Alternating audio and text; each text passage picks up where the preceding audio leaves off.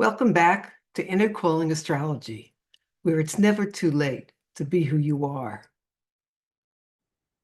We're going to continue the Sun Sign series, and we're here to talk about the fifth sign, Leo the Lion. Leo season begins July 23rd. The summer season is still in full swing, and the temperature outside is still running high. The weather is warm, and it's time to keep the party going before the fall arrives. Leos are here to celebrate life and express themselves. Leo is associated with the fifth house, which governs creativity, self-expression, passion, and play. Leo is a fire sign, and fire represents creativity, resilience, appetite, joy, everything that makes us happy to be alive. Leo is ruled by the sun, so we can say it represents everything that gives us the drive to get up each morning. The sun is, by definition, the center of our solar system. All the planets orbit the sun. Similarly, we find that Leo people find others revolving around them, commanding attention. Let's take a look at the archetypes for the sign of Leo. Leo is known as the performer, the queen or king, and the inner child. Let's begin with the performer archetype. Leo people have a magnetic, radiant quality that can light up a room and draw people's attention. Here's charismatic Jennifer Lopez, a Leo surrounded by fans. Leos shine.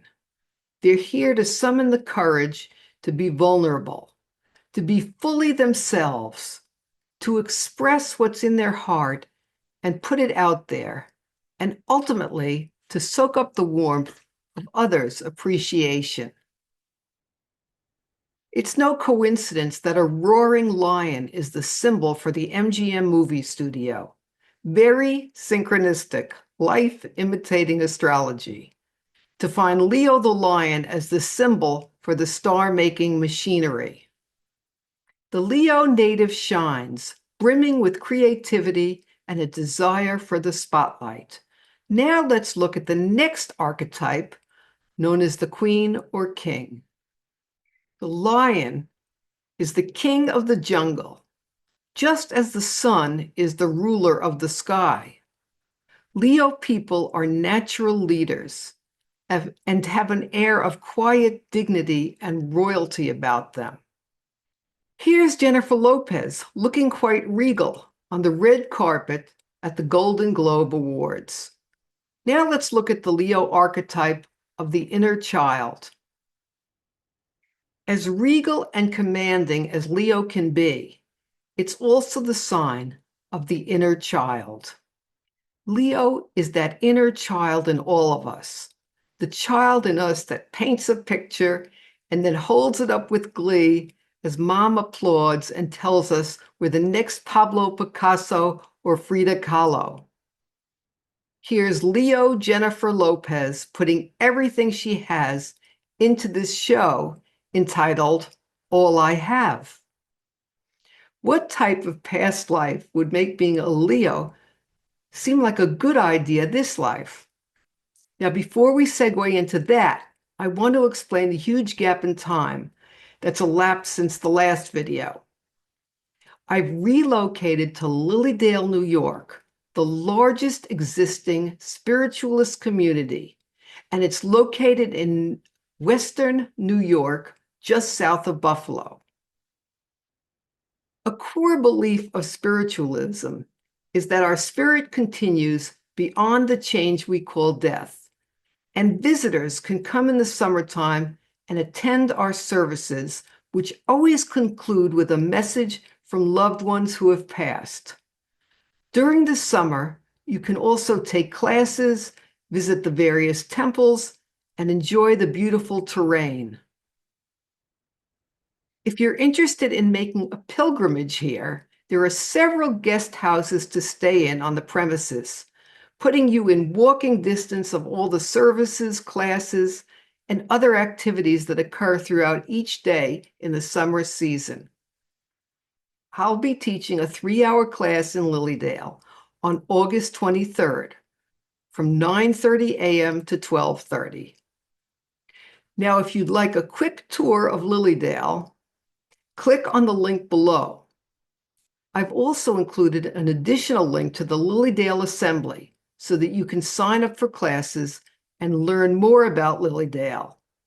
Now, back to our regular programming. What type of past life would make being a Leo seem like a good idea this life? Well, let's imagine that in a prior life you were ostracized. What if you were born into the Hindu caste system, which divides the culture into 5 categories? And let's say your family of origin was part of the least esteemed group, the untouchables, or otherwise known as the Dalits. Dalits are considered less than human by the culture around them. The Dalits are considered worthy of performing only the most menial and undesirable tasks. The Dalits are deprived of their civil rights and victimized by authorities and upper classes within the caste system, with no consequence from the police. As a Dalit, you'd probably want to keep a low profile, stay close to home, and not bring a lot of attention to yourself. Perhaps during a life such as this, you became rather reflective and observant, but were very likely also injured by being cast out from the community at large. The world would have seemed like an unfriendly, cold, and cruel place, and you would likely have felt marginalized and unseen. Perhaps this life you're here to be visible, to express what you've learned, and to restore trust in the world. Let's look at Leo, Jennifer Lopez's chart. Here's Lopez's chart. This chart I found online has her birth time as noon. Admittedly, the precise time is unconfirmed. Despite that, I'll be using this chart for demonstration purposes. Now, here's the chart with the sun positioned in the 10th house. The sun represents our main purpose, where we wish to shine. With Lopez's Leo sun in the 10th house of fame, public mission, and power, it would be no surprise to discover that much of her life is lived on the world stage. She was born to shine in a very public fashion, versus, let's say, if her sun was in the 4th house, which represents home life. If you take a close look at the sun, you'll notice that the planet Mercury is just 2 degrees from the sun. This means that Mercury merges with the Leo sun and becomes part of her solar identity, part of her purpose, part of her mission this life. Now, Mercury is concerned with language, communication, having a voice this life. Clearly, we can see the imprint of Mercury on Lopez's public persona. Everyone is well aware of Lopez's expressive and artistic public voice. But what about her voice within her private life? One wonders whether there was an open line of communication within her intimate relationships. Very recently, Lopez has been romantically connected with another Leo, Ben Affleck. They married in 2022, and divorce proceedings began in August of 2024. Ben is also a Leo, and one might jump to the conclusion that two Leos might be prone to competing over who gets the spotlight. Let's take a look at Ben's chart.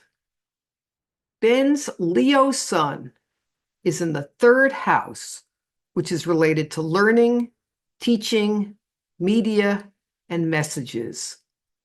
With his sun in the house of the storyteller, it seems natural that Ben would be at home behind the camera and engaged in the process of putting forth his vision for the films we see on the big screen. Here's a shot of Ben working behind the scenes while directing the movie The Town, a screenplay that he co-wrote. Ben's third house sun is in the lower half of the astrological wheel, also referred to as being below the horizon. This refers to houses 1 through 6, which have a more internal nature. People who have their suns below the horizon tend to have the events of their life play out less publicly than those with the sun in the upper half of the chart. Affleck is reportedly less comfortable in the spotlight than Lopez. And the placement of the sun in the third house could be one contributing factor. Ben's chart shows another strong indication that he may appreciate a more private life. Let's take another look back at his chart. Leave me a comment if you think you know what in his chart suggests that while he is a limelight-seeking Leo, there is also a strong drive towards privacy and home life. I'll give a free reading to anyone who answers this correctly. What in this chart suggests he has a strong need for privacy? Now, back to our Leo couple. Here's Jennifer and Ben on the red carpet of the movie The Last Duel in 2021 in Venice, Italy. Rumor had it that while Jennifer was comfortable with her private life being in the spotlight, Ben was less enthusiastic with all the media attention. Their marriage was short-lived, but Leo the Lion is big-hearted, and apparently the dissolution of their marriage was very amicable, and the two have remained friendly. Even after the ordeal of a failed relationship, Lopez has exhibited that fiery Leo resilience. In recent months, she's returned to the spotlight, promoting her aptly titled new movie, Unstoppable. Leos are irrepressible. In the same way that the sun always rises, Leos bounce back. And Leos are what's known as a fixed sign, which, as we learned in the Taurus video, makes them stay on course despite any obstacles. So let's review. The planetary ruler of Leo is the sun. Leo is a fire sign. Leo archetypes include the performer, the queen, and the inner child. Where is Leo in your chart? Now, even if you don't have your sun or another planet in the sign of Leo, we all have Leo ruling one of our houses, or perhaps we have a planet in the 5th house, which imbues us with that Leonine energy to shine and to express what's in our hearts. So in Leo season, claim joy, express yourself, soak up the warmth of an appreciative audience, whether that's a stadium full of fans cheering you on, or a loved one tearing up as you read them a poem you've just written. Now, before I sign off, I want to remind you that I'll be teaching a class in Lilydale on August 23rd. It's called Quick Start to Astrology. I'll teach you some key concepts that you can use to understand the most important themes in your chart, including your main purpose here this life, as well as past life issues you've come here to resolve. And we'll start by looking at the chart of a well-known celebrity. Afterwards, we'll look at the charts of people in the class. Now, if you'd like a quick tour of Lilydale, click on the link below. I've also included an additional link to the Lilydale Assembly so that you can sign up for classes and learn more about Lilydale. I look forward to seeing you next time when we look at the sixth sign, Virgo. Till then, this is Maxine of Inner Calling Astrology, reminding you that it's never too late to be who you are.